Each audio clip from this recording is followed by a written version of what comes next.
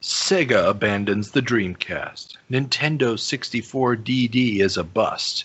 And Hasbro Interactive is no more. These stories and many more on this episode of the Video Game Newsroom Time Machine. I've been waiting a long time for a chance to say this. Stop the presses. Requiescat in pace. Makes him crazy, man. What is a man? It's me, Mario. What a mess. Get over here! Please save me.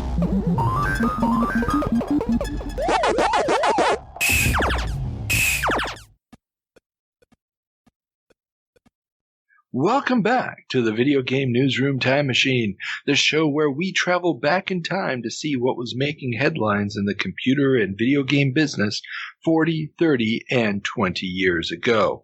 On this episode, we will look back at the biggest stories from publications dated January of 2001. As always, a disclaimer, we are using magazine cover dates, so the events reported always happened a tad bit earlier. I'm your host, Carl, and as always, I'm here with my co-host, Peter. Say hi, Peter. Hi. Excellent. So now I'm going to stop using this weird voice. So, I guess this is the banter section. What's up, man? You know what I always wanted to ask you? What? Why do you have an intro voice? I don't know. It just sounds, you're doing the headlines. You got to make it, add some gravitas to the whole thing. Okay. Make it sound cool and important, as opposed to, just some guys reading through PDFs on their weekends. Well, not some guys. One guy. One guy reading through PDFs on the weekend and then summarizing it for another guy. Yeah. Exactly. Wow, when you see it like that, it gets even worse. It gets even worse. Well, but this is, this is your profession. You're a teacher. I'm more like management. I'm like, come on, guys. Give me the headlines. Spoon feed it to me. You got a point. I mean, we are kind of recreating our non-hobby selves here. It's exactly. Wow. Talk about failed escapism. Oh well. Okay, enough banter. We need to do we do our jump over to Ethan first, or do we do all of the cool, hey everybody, check us out on social media bit first? What do you think? I would say let's get the disclaimer out of the way and start with the, hey, support us, guys. On Patreon, for instance, for a lousy $20 a month, you can get access to wonderful interviews. Yeah, I hate to break it to you. I know you're the one with the MBA, and I only have the bachelor's degree in business, so I probably shouldn't have been one setting prices, but you can join our Patreon for as low as $1 a month and get early access to 3 months worth of interview episodes. Yeah, really should. We should start to rethink our pricing model, man. Yeah, the content there just grows and grows and grows. What was the last interview you recorded? The last one I actually recorded was with Paul Neurath, founder of Looking Glass. Mm-hmm. And that won't be up for a few more months. Have also one with the co-founder of Broderbund, which is also going to be coming up sometime soon. The former president of the AMOA is coming up. I've got another one actually set this week, former head of Namco America. And I've got another one I've got 2 or 3 more coming down the pipeline with some pretty big names. So there's tons of that, but the next one that's going to be posted on Patreon is going to be the second half of my interview with Acclaim co-founder Greg Fischbach. And if you don't want to wait an extra week after this podcast goes live, you can jump onto Patreon right now, donate $1 and already access the second half of our Mike Dornbrook interview. He was one of the legendary Infocom guys, and the first half is already up on the free for everybody feed. So, and you can also check out the interview I did with American McGee, where he goes into his life as a developer living and working in China, which is a lot of fun. So, yeah, man, up to the point where you told me how you got in contact with those guys, I was really admiring you about that. Then you told me to just shoot them a text, and they were like, yeah, of course. No, it's not that easy. Demystified it a little bit. No. I mean, some of them I'm actually using some connections through other people we've interviewed and so forth. And sometimes you just have to sort of sell yourself to them as, asking them stuff that they haven't been asked a million times before. I mean, my goal with the interviews is always to keep it very much about the business of making games as opposed to the creation of individual titles. Which, if you're looking for that, these guys have given interviews before, you'll find those. But I try to focus on what was it actually like to run the business of these studios? What were some of the challenges that you faced? And so, that's basically what we're doing. And so everybody help support us. Bandwidth costs are not cheap. And this way we can, keep all of this going without our significant others getting on our case. So, also follow us on the Twitter and the Instagram, or if you have a comment, suggestion, or if you're a expert or really well read on certain topics in gaming history and you think we should do an extra episode about a particular topic, drop us a line. All the contact information is in the show notes. Yeah. Cool. And that's basically it for that part of it. I guess it's time to find out where we screwed up. You. Where I. Yes. It's a fun little segment. Peter, what do we call it? The Department of Corrections. You're right. Doing the voice is actually pretty cool. Told ya. Hi, Ethan. Hi. So, let's start off, as we always do, with the Peter comment. Yes, the Peter comment. This is the only thing in this segment. Actually, it's not. But anyway, the Peter comment is that because there was no corrections last time in 2000, he said it was a Christmas miracle. And yes, it would be a miracle for Carl to not get something wrong. It has to be. Yes. Wait, that's an insult to me. But now we can move on that into corrections, for I do not lack this time. So these are minor things. What happened? As in the 2000s, usually it's going to be pretty minor stuff. First one coming up is the Sega Net service. You didn't know exactly when it was canceled. It was canceled in July 2001. The service itself, the servers that ran it would continue to support stuff like the Phantasy Star Online port for the GameCube. So Sega Net, is two different things basically. But the service did end, before the year was out. Gotcha. Okay, so that was approximately okay. I'm surprised that they were using the same infrastructure for the GameCube port, but I guess it makes sense. I mean, it's not much different, really. Servers are servers; they can run whatever you want them to run. Well, yeah, but they would have had to keep them going for quite a while in between. I think, it wasn't just PSO. That's just the one that I saw when I went and looked this up. Okay. Gotcha. So there were other things that they were supporting, and I think they were still there was still support for Dreamcast Online stuff. It's just Sega Net wasn't the way you were going to connect to them. Gotcha. Okay, that makes sense. And then the final one out of this, the final one for 2020, is going to be, you talked about Stephen Kent releasing the first quarter in 2000. For some reason, all over the internet, you see it in 1998, but it does not appear that is the case. And you said it was that the Ultimate History of Video Games was a follow-up book, but actually it's the next edition of the first quarter. The first quarter does not have anything that Ultimate History of Video Games does not. It's expanded. So in a sense, he could have called it the first quarter expanded edition. And I think what it was going on is that he was going through a small publisher for the first quarter, and then Ultimate History of Video Games was a larger publisher, whose name escapes me right now.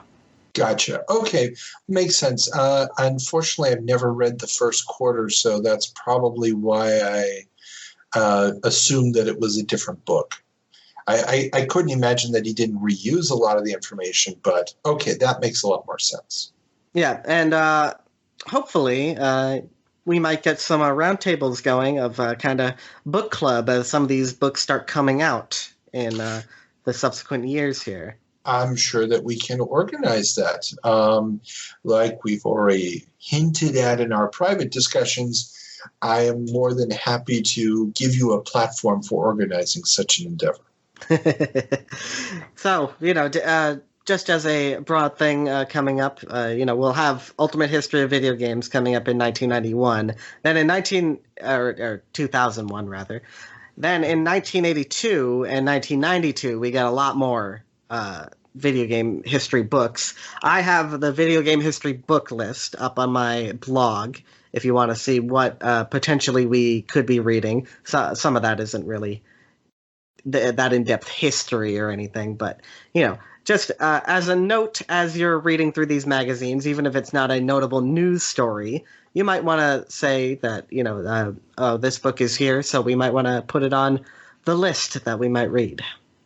That's a very, very good idea. We'll need to make sure that the book is somewhat readily available so that we can get... Even if it's not readily available, just ask me, Carl, and I can get it.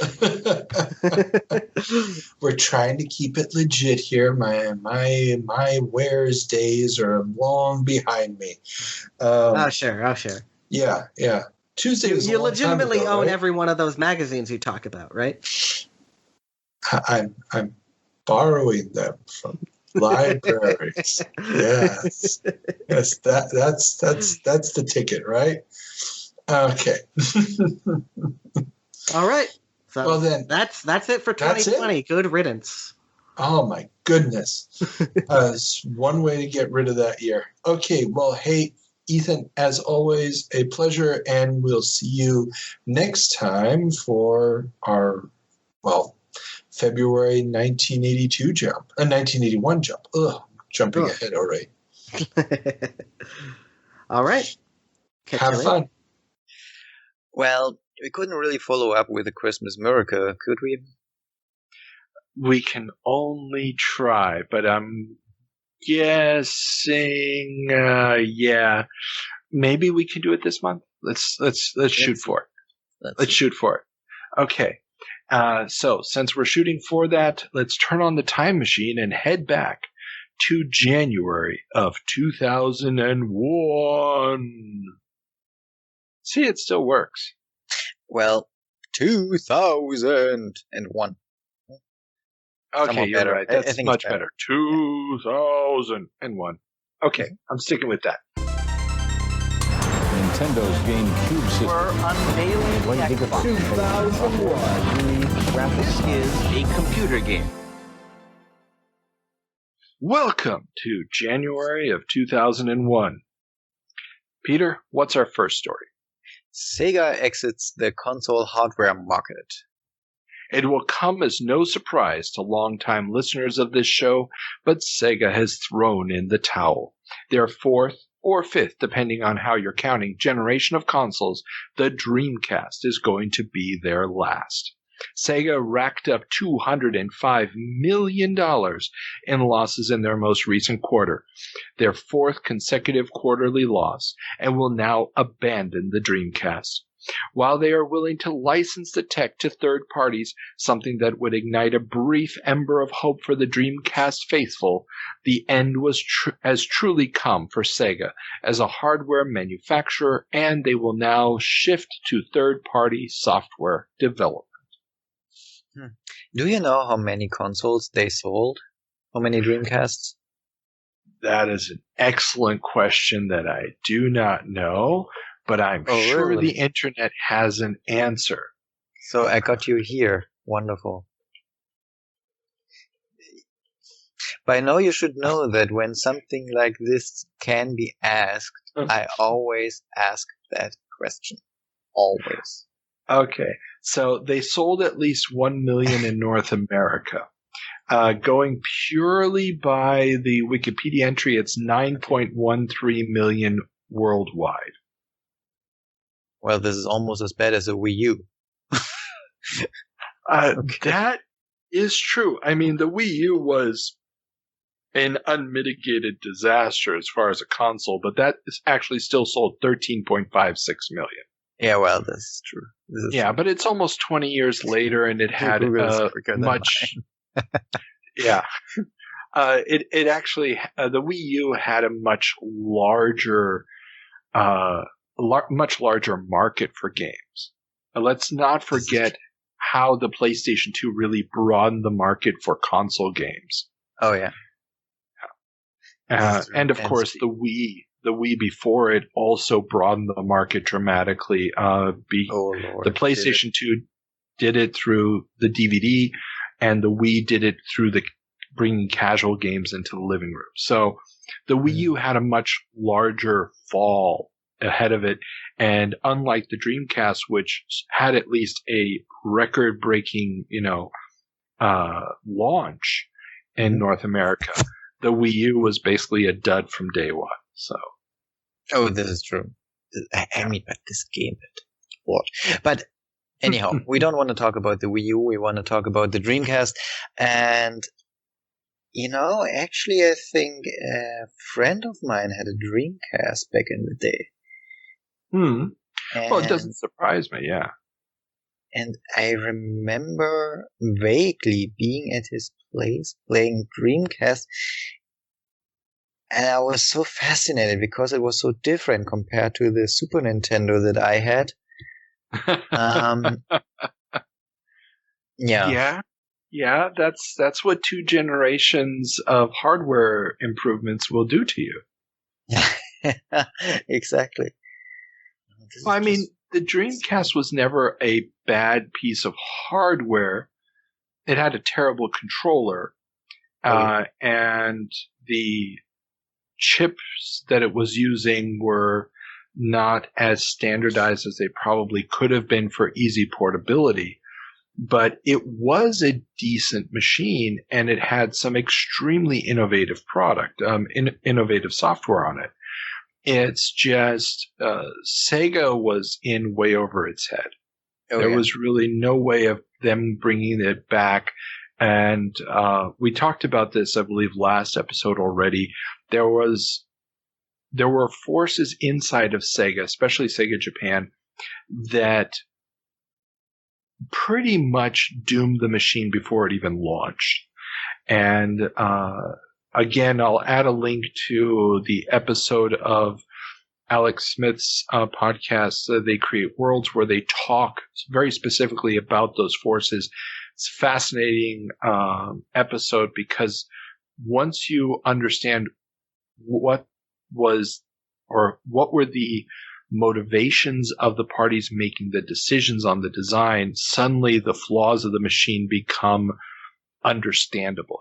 You understand why they did what they did, and unfortunately, people did not have the best interests of the machine in mind, and that just doomed the product. There were egos involved, that just were not going to look at things impassionately and decide, okay, what is the best thing for this specific product? It was more an issue of, I'm going to prove my position right, even though I've been proven wrong again and again and again. But okay. Very good episode. Highly recommend everybody go check it out. A link is in the show notes. Yeah. Okay. But Moving on. Sega's out. Sega's out. Sony's in. The US launch of the PS2 marred by shortages. Apparently, Sony was only able to get 500,000 PS2s to market for the launch, leading to massive scalper prices on eBay. While the launch catalog of 26 titles looks impressive, many are wondering if their somewhat weak quality will keep customers coming, as Sony has promised to keep shipping upwards of 100,000 units per week. Sony likes to have shortages while launching, do they? I don't think it's they like it. It's that they always have it. There's just no way around it. Yeah. There's simply no way around it, especially when you have such a high demand for the product. Because you have to remember, this is super high-tech stuff. You're going to have a lot of, or a relatively high failure rate on chip production and stuff, especially this early on in the machines. And it's just one of those things where you can't produce 1 million units 3 months in advance because you're just barely getting the stuff to the factory on time as it is. Yeah, exactly. So, yeah. And then I'm also wondering who buys from those scalpers. You know, nowadays with the PS5, I mean, it's basically the same thing is happening right now with the PS5. And I saw prices for the PlayStation 5 like double or triple of what they cost when you buy it from like normal vendors, you know. Who would pay those prices? I really don't get those are the people who, but they're the people who want to say that they had it on day one. They're the people who want to brag that they had the money to spend to buy it at that price. I mean, sometimes people just want to be able to brag that they spent that much money. And I know it's an insane well, I mean, they're basically bragging about being a complete idiot. Well, it's basically, it's a form of, what's the economic term? Conspicuous consumption. It's the ultimate conspicuous consumption. Oh, I can Rolex afford syndrome. Exactly. Yeah, I can afford to spend this much, but a Rolex is a passive conspicuous consumption action, where they're not going to go and say I have a Rolex. The whole idea of owning a Rolex is for people to see that you're owning it. Yeah. Whereas here, it's about a story. It's about being able to tell a story. And that's, they were like, I needed this so bad. I needed to have this console so much. I went and spent this much. That's how hardcore of a gamer I am. This is how hardcore of a PlayStation fanboy I am. And so, yeah, that's where you get those scalpers. Now, Sony obviously is going to be able to fix this issue. What we also can't forget is they, unlike the Dreamcast, just a year or so before, that launched an entire year early in Japan and then a year later in the United States. They launched in March in Japan and in October in North America and then in November in Europe. Okay. So they're doing worldwide territories all within less than a 12-month window. Yeah. And so this is one of the reasons why these bottlenecks are there. And this is also the first console that's doing that. Okay. The model has been since the launch of the NES. You do it at least a year earlier in Japan, and then you come to North America, and then you wait another year to come to Europe.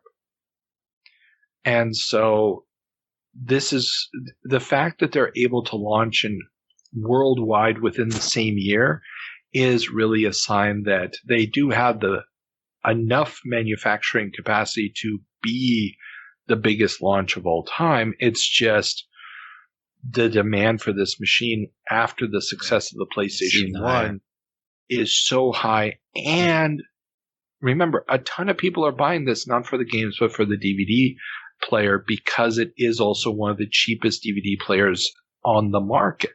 Yeah. And that makes a huge difference. So yeah, exactly. Yeah. And they're going to, and for your inquisitive mind, they will end up selling 155 million PlayStation 2s. It's actually the console that's been sold the most, isn't it? I don't know if it's that or the Wii. I honestly don't know if the Wii ended up catching up to it. Probably, the Wii only shipped 101 million. Yeah, it's a little bit less. So, I really think it's PlayStation 2. 50% less is more than a little bit less. Yeah, PlayStation 2 is the most sold worldwide. Oh, the Nintendo DS family almost caught up. But this is when you count all the DS. That's a handheld. That's a handheld. Doesn't count. Okay. We're talking consoles. We're talking couches. We're talking wired controllers or wireless controllers. So, what you say about the Switch? Does it count or does it not? The Switch is a handheld that you can plug into your TV. Yeah. It's basically, and I'm going to be really disparaging here because I guess that's my job around here. It's basically a Game Boy with a built-in Super Game Boy. That's it. I mean, I'm simplifying a little bit, but it's basically still just a handheld that can output to a TV. Yeah, which is also what my phone is. Ah, Jesus. Sony launches PS2 in Europe with Basic. I just wanted to move on. Yeah, I understand. Wrong in that sentence so much. Sony is trying to bypass the European import tax on consoles by packing in a version of Basic. And I'm guessing that that's how it's pronounced. It would be funny if it was. It's like Basic. That wasn't a phrase yet back then, I don't believe. A basic programming language with the console to qualify as a computer. Mm-hmm. So you didn't have to pay import taxes on computers, I assume. No import tax on computers, but there was an import tax on consoles. Okay, because you can use computers for work and consoles are only for those games. For those miscreant children playing violent video games, yeah. Yeah, this is exactly what I wanted to say. I just didn't dare. It's basically that. It's one of those things where, the computer is, a business thing, an educational tool. They obviously have never seen what a child actually does with a computer. Oh, Lord. And the internet was a thing back in 2001, so... Well, the internet also just adds to it. But yes, Europe had this long tradition of computer games as opposed to console games. And the PlayStation 2 is really going to be the one that kicks that into high gear. The PlayStation 1 already did a good job. England had already transitioned to consoles in a big way during the 16-bit era. The rest of Europe is going to follow with the PlayStation 2 primarily. Yeah. And now I'm wondering, did they succeed in their efforts? They bypassed the tax, yeah. Yeah. I'm not sure how much longer that tax was around or how that tax has evolved in the meantime, but it did work for this case. Okay. And how many people wrote programs in Basic on the PlayStation 2? I'm guessing it wasn't a tremendous number of them, but I did run across some old articles where people were trying to hack the system using the Basic. Mm-hmm. Now, I don't know if they actually succeeded, but I know that was talk that, well, if you can program it. Ultimately, they were also talking around this time about how the PlayStation 2, because of its processing power, actually fit the U.S. definition of a supercomputer. Yeah, I mean, those were weird times. Well, it just was a definition that hadn't been updated. Mm-hmm. This is what I'm talking about. Yeah. And so suddenly the question was, okay, is it a supercomputer by the old definition? By the old definition, it probably would have been, just based off of the processors in it. I mean, by the old definition, even my watch is a supercomputer. Oh, your watch is definitely a supercomputer. Hell, I mean, yeah. definitely. But this is just the weird thing of writing specific numbers or computer stats into legislation is kind of a fool's errand. Mm. But yeah. Here it was a question, do they want to pay the extra tariff? And the simple solution is, yeah, we'll give them a disk and they can pretend to be programmers for a day. And then they'll just pop in a copy of Ridge Racer and call it. And that'll be it. Exactly.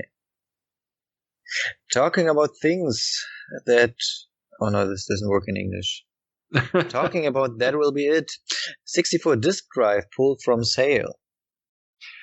That's right. We reported back in our March 2000 jump that Nintendo had, after a very long delay, released their magnetic disk drive add-on for the N64. Yay!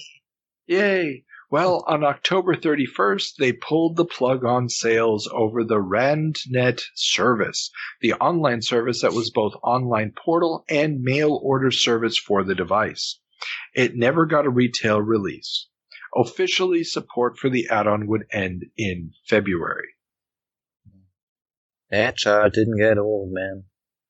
No. The 64DD basically was DOA. I mean, I think the only reason they released it is because they had advertised it so much for so many years that they felt like they'd lose face in Japan if they didn't release it. Okay. And don't underestimate the importance of that in Japan. Oh, no. But yeah, ultimately, it never got out of Japan. All the other systems, the Dreamcast was already on the market for a few years. The PlayStation 2 just came out, and you're trying to sell people on an add-on for the N64 that basically slows down the loading time because now you're loading off of disk, and yeah, the GameCube is already on the horizon. It's a done deal. Mm-hmm. I mean, other than Atari, they at least released what they were working on, so make a couple of bucks with that. Well, yeah, although Atari seemed to have been releasing so much hardware over such a long period of time. But yeah, there were a few dead consoles in there. Then again, Nintendo probably wishes they had left the Virtual Boy in R&D, but we'll talk about that in a few years. Yeah, but we're still talking about it. Well, and not only... We're also still talking about the Titanic, but that's not because it was a good thing. There you go. Okay. Talking about things that are slightly better, Germany to get its own gaming convention. A rumor is circulating that a video game convention called Game On is going to be held in the German city of Leipzig. While the name would change to the very unoriginal Games Convention, the annual show would launch in 2002 and stay in Leipzig until 2008, before being muscled out of the market by the competing Gamescom show in Cologne. Is Cologne written as you wrote it? No, but that was the spell check. Yeah. In my notes it says colon. But no, it's Cologne. Yes. Fair enough. Yeah. Did you ever go to... No, I never went to the Gamescom, never. But Dude, we live right around the corner from Leipzig. Yes. And in 2008, I was 18 and had slightly different things in mind than going to a games convention. It was all girls, man. Dude, gamer chicks, man. Gamer chicks. Were hard to come by back then. No, it was, yeah. Please, any and all female listeners, or our female listener, we know you're out there. We hope. Hey, write us. Yeah, no, I did go to Gamescom because I lived in Leipzig back in 2003 and 4. Okay. And so I went there twice. It was a pretty cool convention. It was held at the big Leipzig Convention Hall. I even played Doom 3. It was presented there, an early build and stuff. But I mean, it was just a big convention, the studio showing off their stuff, the occasional presentation from a developer, but not as much as I would have liked. But yeah, it was basically your typical trade show, game trade show. And you see, because it's exactly that, I'm not into it. You know, standing in line, waiting to get your hands for a couple of minutes on a game. It's just not worth the hassle and the entrance fee for me. Especially since YouTube and all that stuff is posted online. Yeah, that's true. I don't know. I'm a lazy dude. And also, what do you think? Will we have Gamescom or the Gamescom in the future, or will it all switch over to online? I do believe that there is a value added to these big conventions. There is an energy in the air. There's the idea of being able to see the people live, or even getting the possible chance of asking questions. I mean, I wasn't a big gaming convention person. I mean, aside from these two conventions in Leipzig that I went to, my primary convention going was always comic book or sci-fi fantasy conventions. I did Dragon Con in Atlanta for a few years back when I was still living in the States. Oh, dude, best Dungeon con Dragons ever. convention. Actually, general fantasy and sci-fi convention with sprinkling everything else. But the cool part is it's not held in a convention center. It's held in a series of hotels in downtown Atlanta. Oh, nice. So essentially you've got tens of thousands of geeks over a 4-day period. Then the party runs 24 hours a day. There's booze, there's dancing, there's concerts, there are a couple of rooms, so when you find your gamer chick, the way is not far. Wonderful. No, I mean, well, okay. Let me put it this way. The ratio of men to women there is almost 50-50 at DragonCon. It's a very different type of convention. The big companies don't really have booths or anything. Stars of shows will do panels there, but also they got an entire track, so you could basically spend your entire days just doing science stuff. Like they bring in engineers from NASA, social scientists, you name it. It's a lifestyle convention. Okay. And if anybody has the opportunity to go, I mean, I got a picture taken with Richard Garriott, and I got to ask him questions about the development of 3D technology for the Ultima games. I've got to talk to all sorts of interesting writers, creators, and it's just a fun convention. And at night you go to a concert, you get drunk with people you've never met before, you're having a good time, you're telling jokes. I mean, it's just an amazing convention. And it's been going on for like 40 years at this point. So, if anybody ever has a chance to go to Atlanta, over, I believe it's Labor Day weekend in September, go down there and you will not regret it. So that's my plug for Dragon Con, which at some point in the future when my daughter is old enough, we will do the pilgrimage and do Dragon Con. So, okay. But that actually sounds like something that I would go do. Dude, I'll send you pictures. There's so many amazing pictures I have from that con. It's so good. Sounds peaceful. It is. It's just, I mean, I think they're up to like 60,000 people attend, and it's just amazing. You know what's not peaceful? What's not peaceful? Youth violence in Japan puts pressure on the gaming industry. With a rise in teen violence, game makers in Japan are feeling pressure similar to what U.S. game makers have felt in years past. The first rumblings of a possible ratings board being formed by the industry are being heard. It would take another year, but the CERO rating system would be established. And of course, it's the game's fault and not at all the societal pressure in Japan.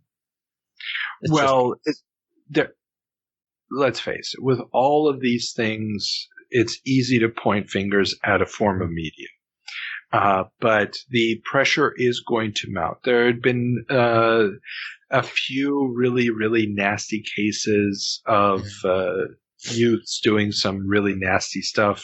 Don't need to go into it here. If you want some more details, there's a link in the show notes to an article in Next Gen magazine talking about this.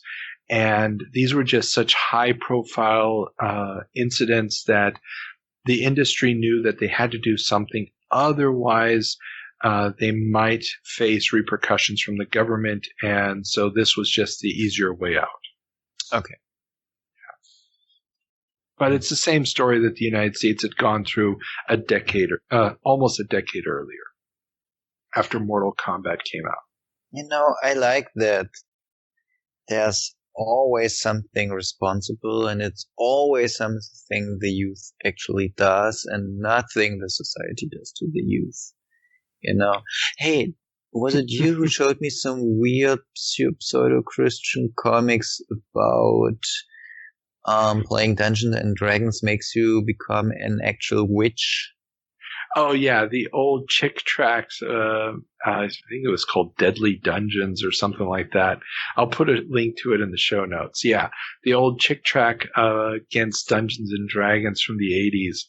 I mean, it's absolute classic stuff. That and Mazes and Monsters, but you know, we've talked about that on a previous episode. I'll put a link to that episode here as well. And yeah, in our 40-year jump, we haven't quite got to the hysteria around D&D yet, which will no doubt have repercussions that we'll talk about because it did influence the industry as a whole. Yeah.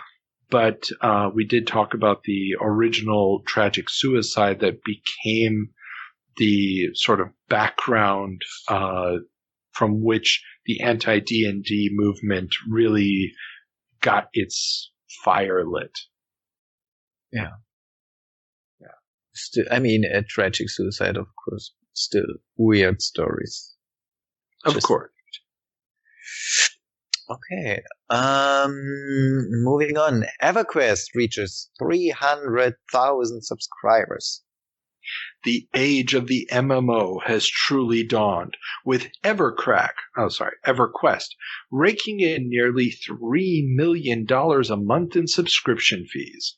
The game would reach a subscriber peak of 550,000 users in 2004.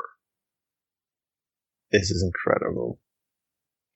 It is, especially considering, you know, the availability of high-speed internet connections and stuff at the time. But I was thinking about exactly that, because I was thinking 2001, and we had pay-by-minute ISDN internet.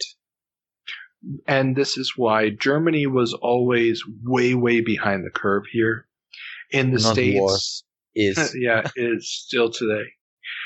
In the States, 2001, I was at law school. I had a flat fee DSL line.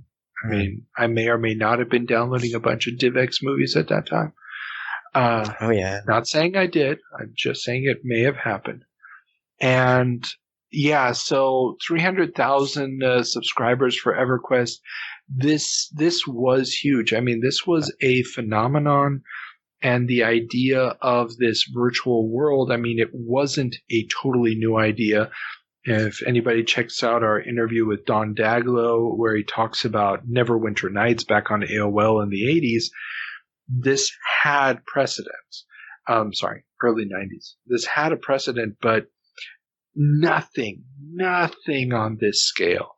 And the fact that EverQuest, both 1 and EverQuest 2 are still running today and are still getting expansions to this day just shows that the allure of this online persistent world is really something that we had never seen before and has never really gone away. Mm-hmm. Oh, no. And wasn't that the time when those MMOs started to like really hit it off? there was quite a flood of them. Yeah. I mean, for instance, LucasArts announced also an MMO, a Star Wars Galaxies MMO. Yes, LucasArts, the game division of Lucasfilm, has announced that they will team up with Variant Interactive, developers of the massively popular EverQuest, to create Star Wars Galaxies. This licensed MMO will be the second RPG project the company has in development with the Star Wars license, as the as of yet unnamed single-player game is being developed by BioWare and is still very hush-hush. At the same time, the Obi-Wan Kenobi game that tied into Episode 1 and was released on the PSX got its PC port cancelled. Yes. Well, there are quite a lot of Star Wars games on the market. And this is that moment when Lucasfilm goes from being the company that is always represented very innovative game ideas and game designs, primarily because they did not have the Indiana Jones and Star Wars license for the first decade or so, or almost a decade.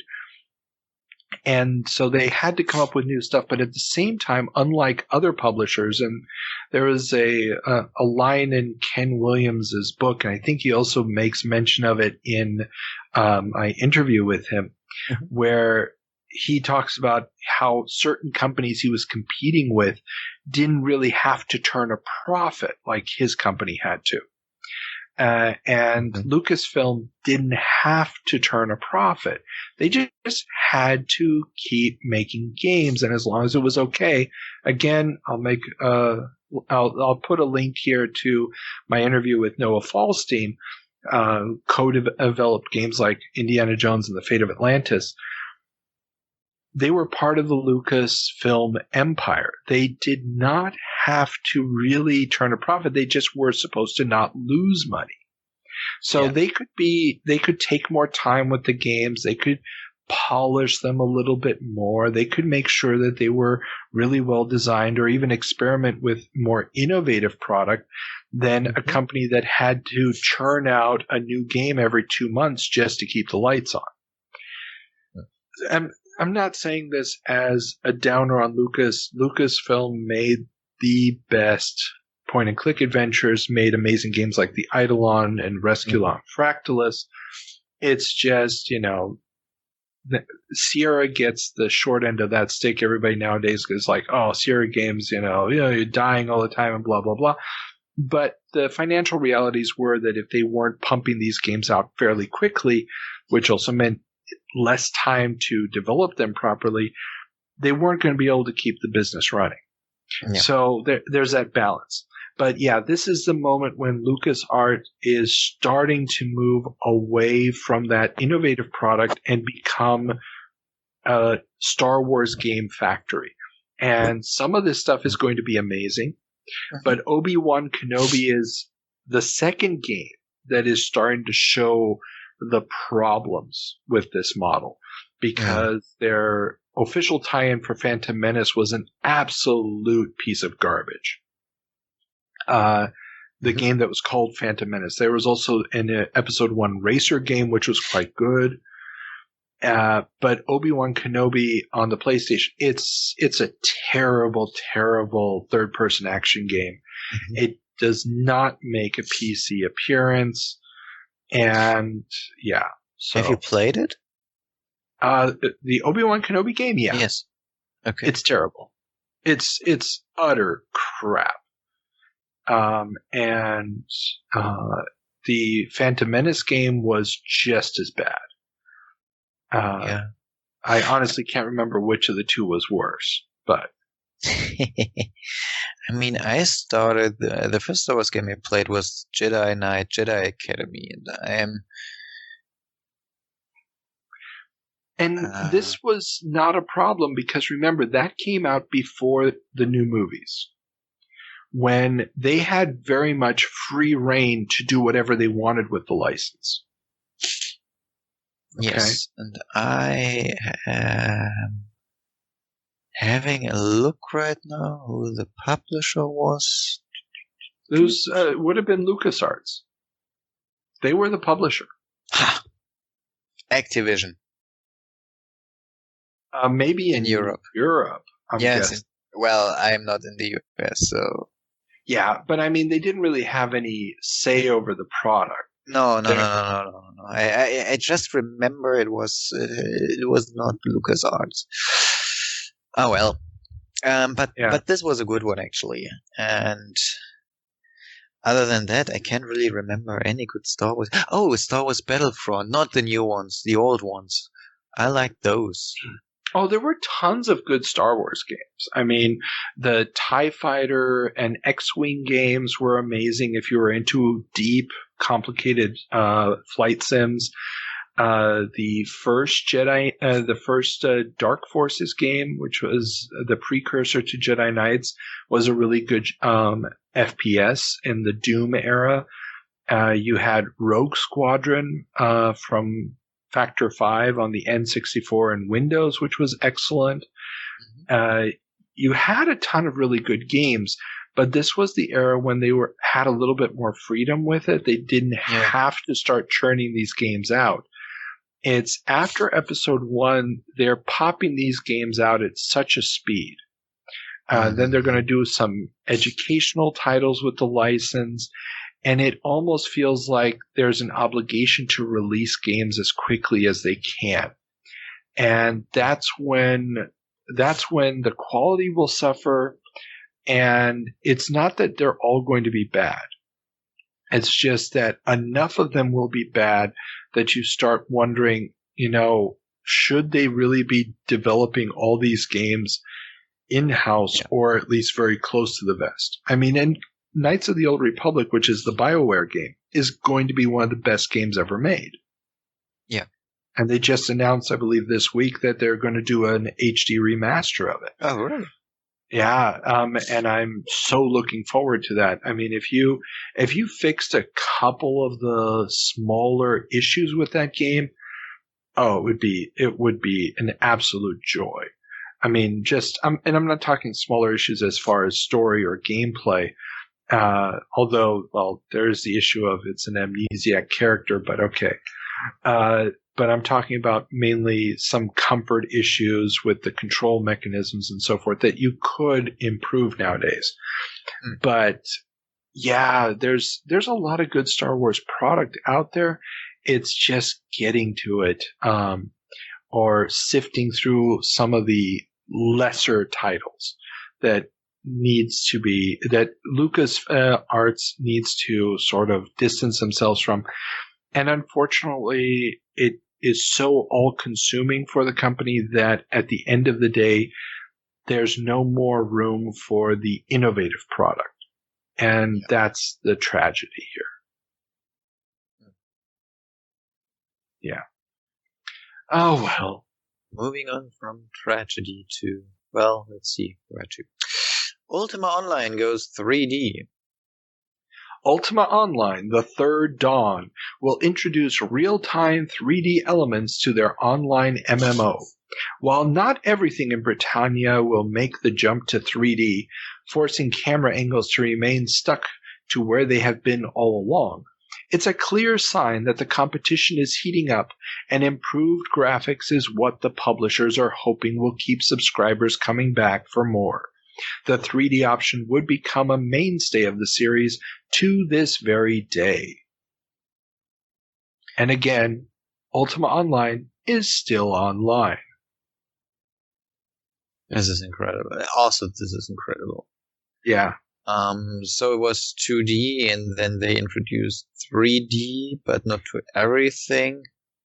Yeah, the original graphics were, for the most part, pre-rendered 3D elements in 2D with a perspective very similar to Diablo's.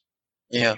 And this patch turned the player characters and the monster characters into 3D models, but kept things like the trees and the walls of buildings as flat, pre-rendered elements. Okay. Yeah. So what it really did was it made smoother animations possible because you could now do the transition frames in 3D. And it also allowed you to zoom in and see the combat, for example. But when you zoomed in, you suddenly saw that the pre-rendered trees were really, really blocky. And this option of switching between 3D elements and pre-rendered elements is still in the game to this day. So as they introduced more add-ons and more elements, they basically just offered both the real-time and the pre-rendered options. Nothing to add to that, man. Nothing at all, because I do not know Ultima Online. I was a beta tester for it back in the day. The famous send in $5 and get a beta test disc. And I created 2 characters. The first one was headbutted to death by a cow due to lag. A cow killed me. It was. I built up this character. I'm in the town. I tried to click on something, and because of lag, I accidentally clicked on a cow. Okay. And as I'm standing there, and my old 28.8 modem just did not want to play along, and then suddenly, by the time it caught up, I was lying dead, and the cow had headbutted me to death. Yes. Standing above you, laughing menacingly. Something like that. And then I created a second character and ran around for a while and did what everybody else did. Did you get your revenge? Well, I did what everybody else did. I ran around and killed everything I found. Okay, and I even ran around for a while with a group of people. Okay. And unfortunately, my modem just wasn't fast enough to really get the full experience. Yeah. So that's my Ultima Online story. And leaving the MMO world behind, let's look at some corporate news. Yeah. Take-Two buys Duke Nukem publishing rights, and it took them forever. Nice one. Thank you. Take-Two, the up-and-coming holding company that has been gaining steam through its Rockstar label, has acquired the distribution rights to the Duke Nukem back catalog, as well as the long-in-development Duke Nukem Forever from Infogrames. Infogrames acquired these rights when they purchased GT Interactive, as we reported back in our January 2000 jump, and we reported how they closed them down in our July 2000 jump. Did Infogrames unload the series because it didn't fit with their cleaner image, or is it a sign of problems on the horizon for the French game giant? I think they unloaded the series because it didn't fit with their cleaner image. That is actually probably true, yes. Now, there are problems clearly on the horizon, but they just purchased Hasbro Interactive. They've got a back catalog of games. Yeah, I know. Imagine that. We may have just talked about that. No, we haven't. Oh, we haven't talked about it yet. Oh, Jesus, you're right. Spoiler alert. Spoiler alert. Infogrames is basically, they're not the hard-boiled, gonna shoot up those alien bastards for screwing up my ride type of people. And I know somebody's going to want to correct me if I got any single word out of that quote wrong. But so they've handed it to Take-Two, who with the Grand Theft Auto titles has already basically said, yeah, we're okay with that. So, yeah. I'm just trying to remember when Duke Nukem was released, and now I remember it was in 2011, so it took them another 10 years. And not only did it take them another 10 years. Oh no, they were actually the publishers. Yeah, they were still the publishers. They still had the rights. Well, it really took them forever. This is what happens when a studio has too much money. And they don't have to force themselves to make decisions. You were just complaining about LucasArts, like throwing out games as if they were candy. Now you're saying they're taking way too much time because they have way too much money, dude. I think the difference. You're just jealous of them having money, and you just being a state-employed teacher. Listen, it's like this. Lucasfilm just wasn't allowed to lose money. Okay, fair enough. And 3D Realms had so much money to burn, and they burned it.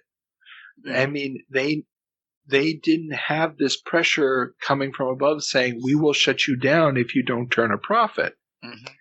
Or at least if you don't cover your costs. And 3D Realms didn't have that, and that's what ultimately led to the situation where the game never got finished or never got taken away from 3D Realms until they ran out of cash. Yeah. This is, publishing a game when you're just before running out of cash always is a good sign of quality. Oh, always. Definitely. Speaking about guys having enough cash, Microsoft buys Digital Anvil. In a move that no doubt is meant to bolster Microsoft's game development capabilities going into the launch of the Xbox. Chris Roberts' Digital Anvil Studio has been purchased. The company that was founded back in 1996 and had yet to release a single game has been busy working on a spiritual successor to Roberts' Wing Commander franchise. The game was Freelancer. Their first game set for release, though, Conquest Frontier Wars, a space-based RTS, would be dropped by Microsoft and picked up by Ubisoft. Digital Anvil was also partially responsible for the visual effects of the Chris Roberts directed Wing Commander movie. Chris Roberts would leave the studio shortly after the Microsoft buyout, but stay on as a consultant on Freelancer. So, first of all, I heard people saying Freelancer was a good game. It was. Tend to believe that. Second, Microsoft really likes to buy studios, but I don't know. It doesn't really help them, does it? Well, it does. Ultimately, Digital Anvil isn't going to be around for too long. They will release one Xbox exclusive game, and a lot of the talent from Digital Anvil will sort of migrate into other areas of Microsoft. But what they're really doing here is that they're acquiring a studio and acquiring talent. And how they decide to use that talent is the big issue. This game Conquest actually goes on to get some very good reviews from people. Apparently it was a somewhat difficult game to get into at first, but the layers of strategy, the balance was all there. So people really, really enjoyed the game if they got past that initial hurdle, so to speak. But Microsoft decided that the game wasn't for them and passed on it, and that's why it gets distributed by Ubisoft. And Digital Anvil, I mean, literally they were set up to continue the Wing Commander tradition after Electronic Arts pretty much sank the franchise. And Chris Roberts, again, was maybe a little bit distracted with the Wing Commander movie to really keep the whole shebang running.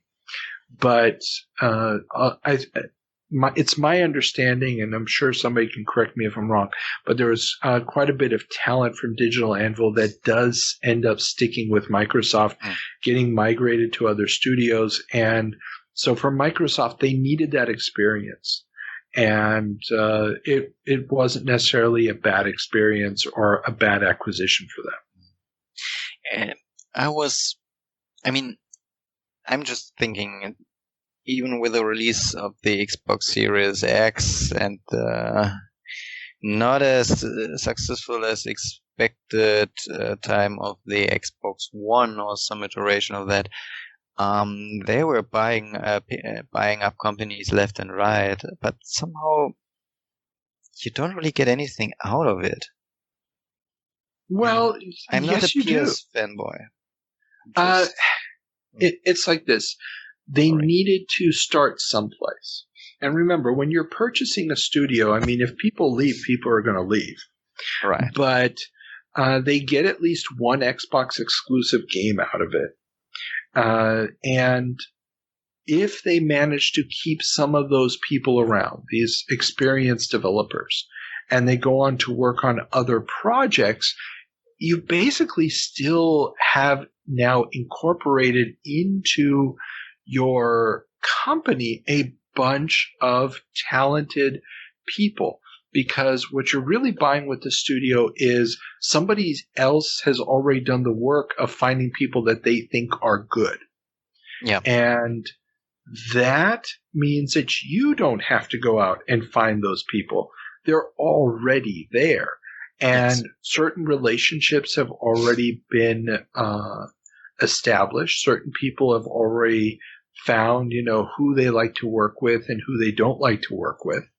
Yeah. And that is something that takes time. And if you're about to launch a console and you don't really have a well defined or well developed internal structure, well, you're going to need that. And just looking at, for example, the credits for Freelancer, you have people who worked on it, like the lead level designer, or lead designer, sorry. He was then the head of production for Killer Instinct, which was an Xbox exclusive. And even though he did go off and do things for other companies in the meantime, I'm sure that there was some connection back to Microsoft because of this time. He also did some Kinect titles I'm seeing here. So there is, a little bit of this back and forth, and a relationship gets established. So, I'd be very loath to say that you can't, that these were bad investments on their part. You just kind of have to run with it, because some of these people will hang around for a while and do more interesting things for the studio. I mean, I'm not saying that they are necessarily bad investments. I mean, you do not know what they behind the scenes do with the technology, the know-how, and as you said, the people they don't buy people, but you know what I mean, the people they buy with when purchasing a company. But I don't know, when they buy a couple of studios, I have the feeling that there should be more visible effects, The problem is that developing a game takes years, especially nowadays. Oh yeah. So if you're talking about AAA titles, you're talking at least a 3 to 4 year development cycle.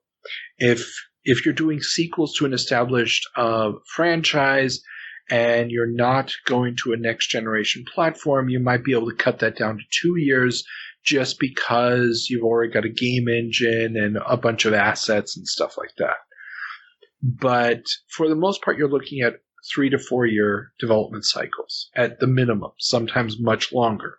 So from the time that you hear the purchase of a studio to when the game actually comes out, you're going to have a ton of turnover inside the studio. You're going to have maybe renaming of the studio. You're not going to remember that this was a studio purchased 4 or 5 years ago. And that, I think, is one of the things that people forget in all of this, that these are pretty long and drawn-out processes. Unless, of course, they're buying a studio that already has games half-finished that are now only going to come out on one platform, which does happen from time to time. I mean, here we have to look at Bungie and Halo. So when Microsoft bought Bungie, Halo was already deep in development. The game was pretty much ready to go. And they just had to tweak it and make sure that it worked on a console game controller and that it worked on the Xbox. Yeah. So, I mean, yeah, it would be nice if there was this nice, clear storyline of, they bought the studio and they had these 5 big hits and that's it. But it never really works that way. There's always a long, long story behind it, which is why we do this, because it's so much fun to hear those stories. Yep. Want to hear another story? I'd love to hear another story. Infogrames buys Hasbro Interactive. As we hinted at in our January 2000 jump, and 2 stories ago, Infogram has purchased ailing Hasbro Interactive. The company had a meteoric rise, acquiring brands such as Microprose and Atari. But with the bursting of the dot-com bubble, Hasbro decided to exit the market. Infogram has picked it up for $100 million, only 5 of which were in cash. The rest in Infogram stock. Wait, I don't get it. Infogrames has picked it up for $100 million. Okay, only $5 million were cash, is what you were saying. Yeah. So $95 million of Infogram stock. That's quite a deal. Well, and this is one of those things where when companies buy other companies, it's typically not a great cash to stock ratio.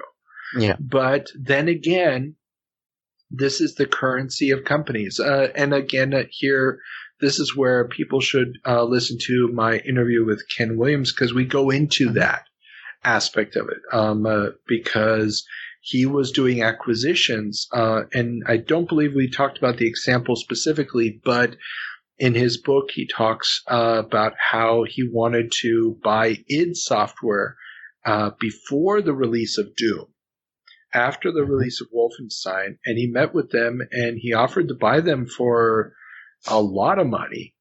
And they said, sure, we'll take it, but we need I think they only asked for $20,000 in cash. And it was like a $2 million deal. And Ken Williams would have had to get approval for that cash payment from the board of directors and stuff. And he ends up, in part, he also says he does it because of issues with the violence in the games and stuff. But ultimately, one of the reasons for not doing it is that it's going to be more complicated to do the purchase.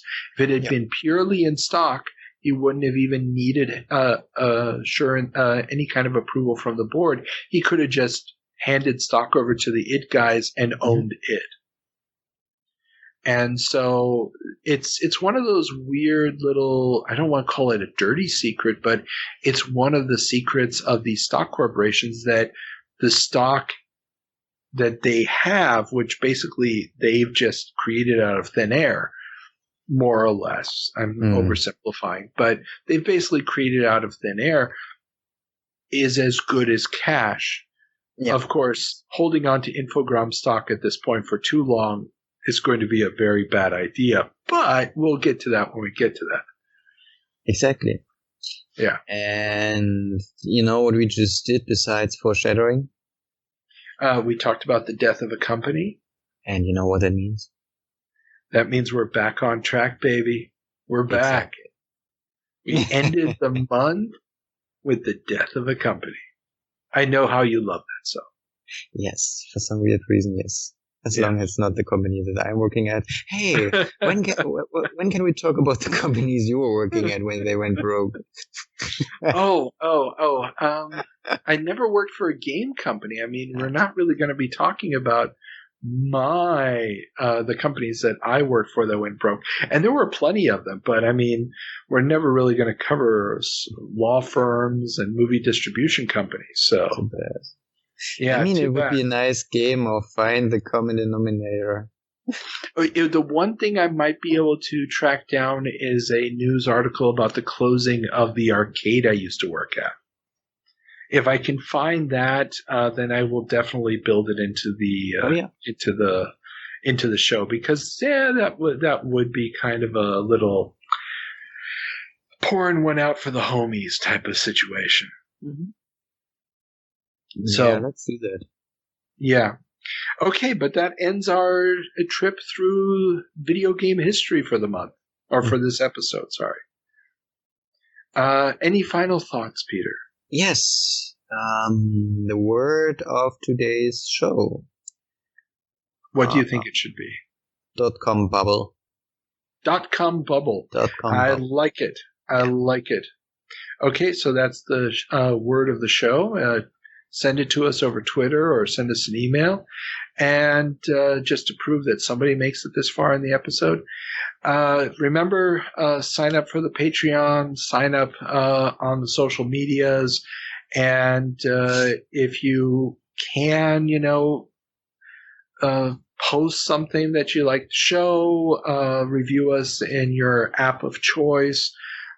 Just, help us get the message out that the show is out there, that it might be of interest to people, and give us a little bit of exposure so that we can raise those download numbers a little bit. Okay?